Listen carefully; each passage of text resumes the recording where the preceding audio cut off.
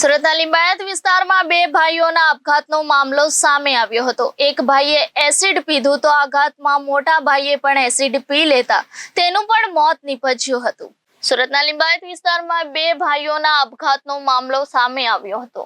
એક ભાઈએ એસિડ પી લીધું તો તેના આઘાતમાં મોટા ભાઈએ પણ એસિડ પી લેતા તેનું પણ મોત નીપજ્યું હતું। બંને ભાઈઓની આત્મહત્યાથી પરિવાર ઘેરા શોકમાં મુકાઈ ગયો હતો। પતિ સાથે થયેલા ઝઘડામાં પરિણીતાએ પોલીસને ફોન કરતા પોલીસ આવી હતી અને પોલીસ પકડવા આવતા યુવકે એસિડ પી લીધું હતું। બિપિન પણ એસિડની બોટલ લઈને નીકળી ગયો હતો। લિંબાયત પોલીસના ડરના કારણે પરિવારે બે વ્યક્તિઓને ગુમાવ્યા હતા। લિંબાયત પોલીસે વધુ તપાસ હાથ ધરી છે। લિંબાયત પોલીસ સ્ટેશન વિસ્તારમાં રહેતા એક બેને ફરિયાદ પોલીસ શહેર પોલીસ કંટ્રોલ રૂમમાં એક કોલ કર્યો હતો કે એમના પતિ એમને ઝઘડો કરે છે અને એમને મારે છે। આ બાબતને અનુસંધાને તરત જ PCR વાન એમના ઘટના સ્થળે પહોંચી હતી।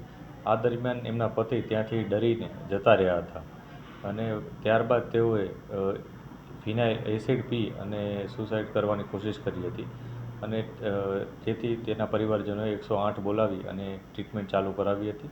ટ્રીટમેન્ટ દરમિયાન તેમનું મૃત્યુ થયું હતું, જે બાબતે અનનેચરલ ડેથનો કેસ રજીસ્ટર કરી અને તપાસ ચાલુ કરવામાં આવી હતી।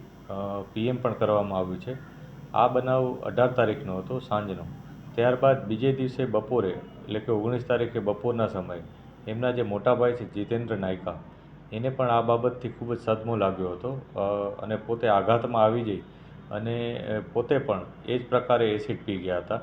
આ એસિડ પી જતાં તેમને પણ હોસ્પિટલાઇઝ કરવામાં આવ્યા અને હોસ્પિટલમાં ટ્રીટમેન્ટ દરમિયાન તેમનું પણ મૃત્યુ થયું। જે અનુસંધાને તેમનું પણ PM કરવામાં આવ્યું અને PM બાદ આગળની તપાસ ચાલુ કરવામાં આવી છે। આ સમગ્ર બનાવમાં પોલીસ તમામ એંગલથી તપાસ કરી રહી છે, જેમાં મેડિકલ એવિડન્સીસ, મોબાઈલની વિગતો, એના પરિવારજનોના નિવેદનો વગેરે અમે તપાસી રહ્યા છીએ અને જે પણ અમને આગળ પુરાવા અને બાબતો સામે આવશે એ મુજબ આગળની કાર્યવાહી કરીશું। Reporter Hitesh Prajapati, Janadesh news, Surat.